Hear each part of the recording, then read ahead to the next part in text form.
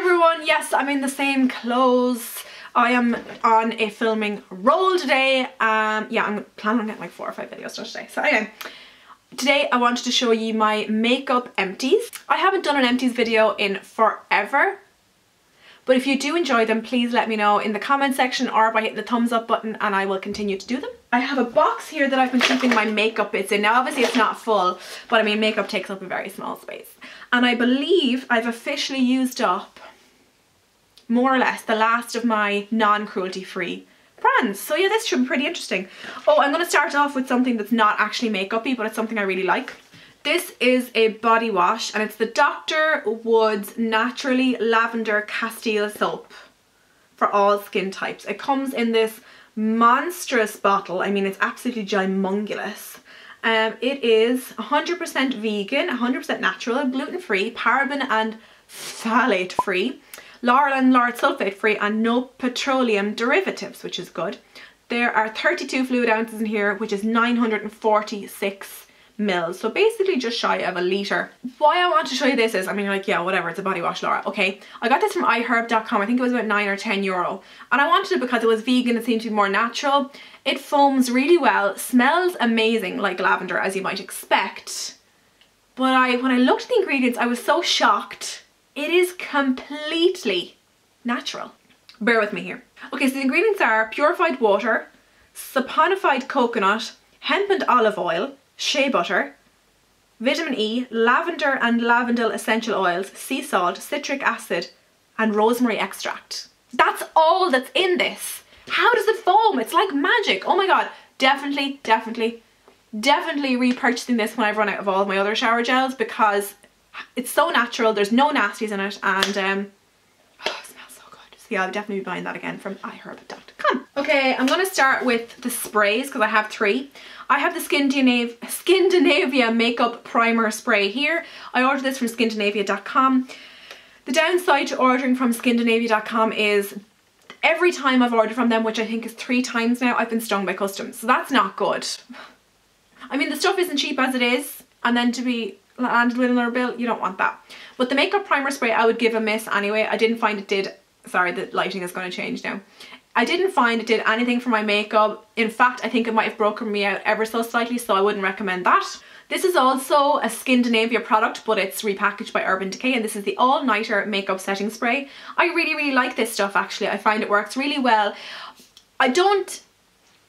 okay. So when I have my makeup completely done, before I do my mascara, always before I do my mascara, I will spray this on, and I find it takes away that powdery, cakey finish that I can sometimes have when I've piled on far too much makeup, which is all the freaking time. But as well as that, I do think this helps my makeup last way longer as well. I don't know, is it a placebo effect, but I really enjoyed it and I found that my makeup locks into place much better. This one actually has a little bit left in it. This is the NYX Matte Finish Spray. Shit. I'm actually about to finish this one as well. I've probably two or 3 days left in it. I said I may as well throw it in here. This is the e.l.f. Makeup Mist and Set. Very small bottle, but you know what? This is a feckin' brilliant setting spray. I'd argue it's even better than the Urban Decay one. So good. Not sure where you can buy e.l.f. anymore. I think I got this when I was in America last, which was like a long time ago. But I find this takes away the powderiness perfectly, makes my makeup last really well. It has a really nice spray on it. See the way it like mists instead of like shooting you in the, what's it called? Camel spit. It doesn't have the camel spit effect. Really like this. So if you see this, definitely pick it up. The only downside is it's teeny tiny, but I mean it's so affordable. It's probably only like 3 quid. So yeah, I'm definitely going to be repurchasing that when I see it again. Let's talk about foundation next. I've one foundation here. It's the Bourjois Healthy Mix foundation. It's the non-serum one. Bourjois is not cruelty free, so I will not be repurchasing this. However, I did really like this foundation. It looked beautiful on the skin. Gorgeous satin radiant kind of finish to it. Not matte, but not like too glowy. I'm quite oily, so I'm kind of conscious of that. I had this in the colour 52, which is the vanilla, which is the lightest shade. As you can see, it's not that light, but it did work for my skin. But they do horrible things to animals, so I'm not going to support them. Concealers, I have 4 here, kind of, well, 3.5. The first I'm going to show you is the Catrice Light Reflecting Concealer. I presume this is like the throw forward to the YSL Touche Éclat. This is really bad. I was so happy the day this finished. It didn't really do a huge pile. It didn't really highlight. I tried it for concealer for a while and it was cakey and crepey and dry and drying, and I wouldn't recommend this concealer. I love Catrice as a brand, and I mean the packaging is very luxe looking, but the product itself was shite. Sticking with the more affordable options, this is the Essence Stay All Day 16-hour lasting concealer. I actually quite liked this one. However, the coverage wasn't fantastic. It was nice if you wanted to okay, so say I'm wearing really light makeup, like just a BB cream or a tinted moisturizer, and I didn't want like a mad white triangle underneath my eyes. I found this really nice for a more natural finish. But now when I'm putting on makeup, I'm putting on makeup, so I need something with a little more coverage. But I mean, for the price, this is fantastic, and Essence and Catrice are both cruelty-free brands. So yeah, I recommend it if you don't need a huge amount of coverage, but if you do like a high coverage concealer, not for you. My holy grail concealer, this is the NYX HD concealer in the shade 02. I absolutely love this stuff. I have repurchased. It's a cruelty-free brand. It's one of the best affordable cruelty-free brands. Love the coverage it provides. I'm wearing it today under my eyes. It just seems to be an amazing shade and amazing coverage for me. Last concealer, this is the Too Faced Born This Way concealer, and I got this in the shade Very Fair because I am the fairest of them all. This concealer is really good. It's a really excellent concealer. I've heard basically nothing but good things. I love the packaging on it. Like, look how luxe that is. It's not cheap. I think it's like $28 or $30. I got it in the States.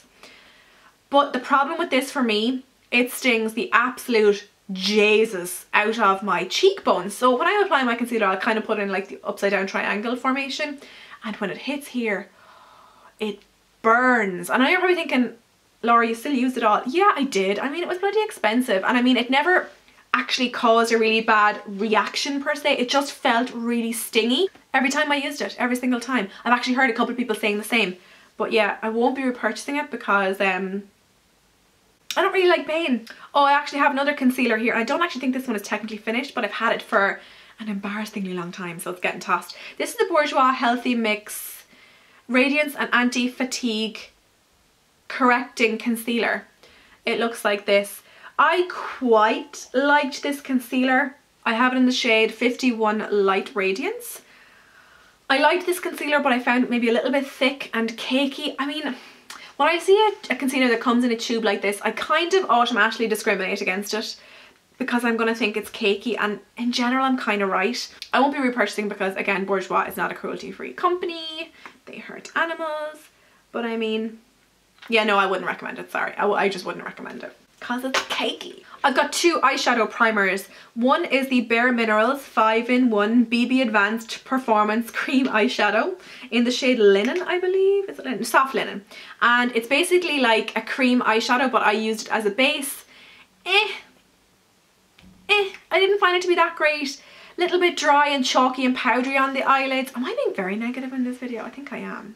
I mean, it was nice. I used it up, but I wouldn't repurchase it again because, again, it was expensive, and my next option was better and is like 1/20th of the price. This is the e.l.f. eyelid primer. Packaging is so luxe, as you can tell. Not. There's nothing written on it that would indicate that it's what it is, but it is an eyelid primer. I've heard good things about this eyelid primer for like feckin' 7 years or something, and I finally picked it up in the States last year. It was like $1 or something. Really good basic eyeshadow primer. However, there is so little product in here. I ran out of it really quickly, but I mean, for the price, can't be beaten. Held my eyeshadow in place all day. It didn't crease, looked really good. Yeah, I'd recommend it if you have access to e.l.f. Cosmetics. Again, cruelty free. I have my holy grail eyebrow setting product here in my hand. I have repurchased it. It's the Essence Make Me Brow, and I have this in the shade Brownie Brows.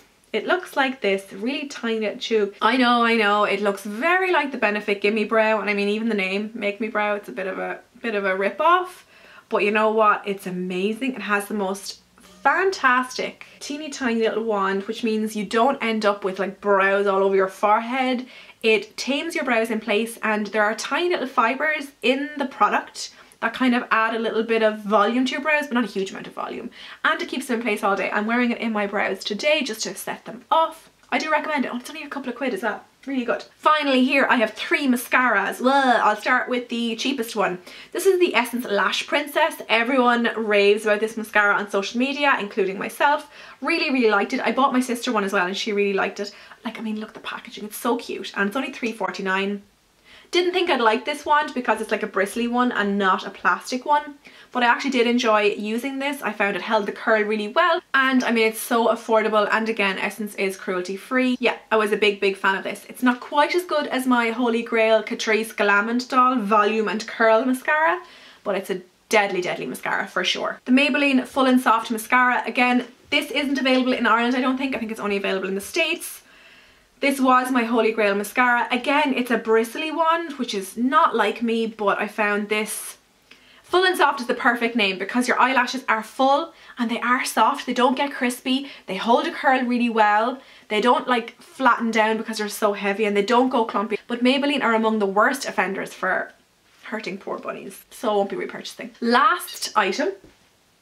Second last item is the Tarte Lights Camera Lashes Mascara. It's only a teeny tiny sample size. I got it for free with my lash curler, which is shite. Next time I go to the States, or if Tarte comes to Ireland, rumour has it it's coming to Ireland, but if it does come to Ireland, this is going to be the first thing I purchase. This was one of the best mascaras I have ever used. Now, the argument is that sample mascaras are always amazing, and then when you buy the full size, it's never that good. But I actually have read really good things about this mascara in general, so Tarte, if you're coming to Ireland and you want to send me your mascara, I got you.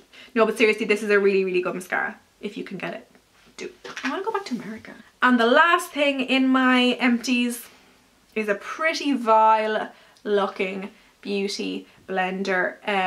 I have repurchased several times. Beauty blender is my favourite way to apply foundation and concealer. Every time I use a brush, I'm left disappointed, to be perfectly honest, and I always go back to my beauty blender.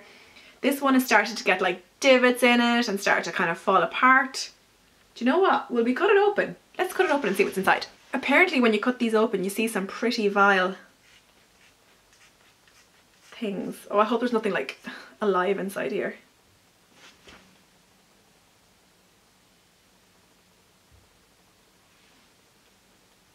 Well, that was disappointing. Anyway, that is everything for my empties. Let me know if you like these videos by hitting that big fat thumbs up button because it helps me out a lot. Thank you so much for watching, and I'll talk to you in the next video. Bye!